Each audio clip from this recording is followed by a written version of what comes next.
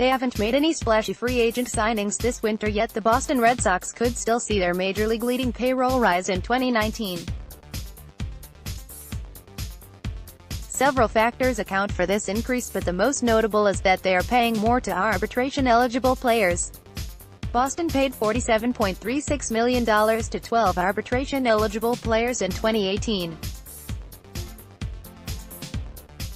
Pomeranz and Joe Kelly, who accounted for $12.325 million of that total, are gone but have been replaced by first-time eligibles. The team reached one-year agreements with all 12 of their eligible players this year for a total of $58.9975 million. Mookie Betts led the way with a $20 million deal in his second year of arbitration. That MLB record raise of $9.5 million wipes out the majority of the savings from the departures of Pomeranz and Kelly, Xander Bogaerts and Jackie Bradley Jr. Also saw noteworthy salary bumps that add nearly $8 million to the payroll between the two. The arbitration raises result in an $11.6375 million increase over last season, a year in which the Red Sox exceeded the luxury tax by more than $40 million to incur the steepest penalties. MLB's luxury tax threshold rises from $197 million to $206 million this year, creating a bit more wiggle room to stay out of the highest tier of penalties. Staying below $246 million won't be easy though.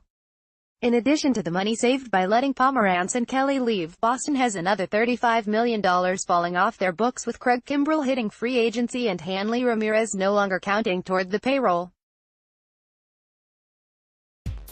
Hanley's deal finally coming to an end is a relief that chops $22 million off the payroll. Unfortunately, most of that savings was wiped away when Nathan Eovaldi was resigned to a deal that pays him $15 million more than what he earned last year.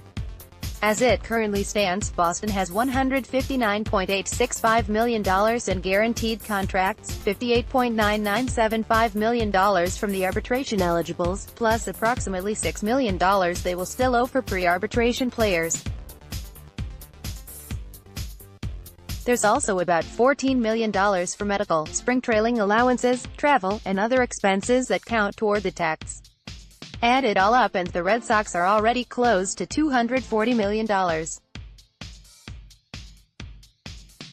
The higher tax threshold helps, but if the Red Sox bring back Kimbrell or replace him with one of the few remaining viable free agent closers, they will be hard-pressed to avoid the top tier of penalties for a second consecutive season. Paying Kimbrell anywhere in the vicinity of what he's asking for would push the payroll well beyond what the team spent in 2018. Paying those penalties proved worthwhile when it resulted in a World Series title last season, but it's not a viable strategy every year. Next, Betts' early extension would be risky. This winter hasn't been as exciting as last year when the chase for J.D. Martinez kept us glued to hot stove rumors. The Red Sox haven't been in the mix for any of the top free agents this time. Re-signing their own free agents and giving raises to arbitration eligibles chewed up any room they carved out in the budget. When you consider how much they've spent already without making any additions to last year's club, it's no wonder the Red Sox have been hesitant in free agency.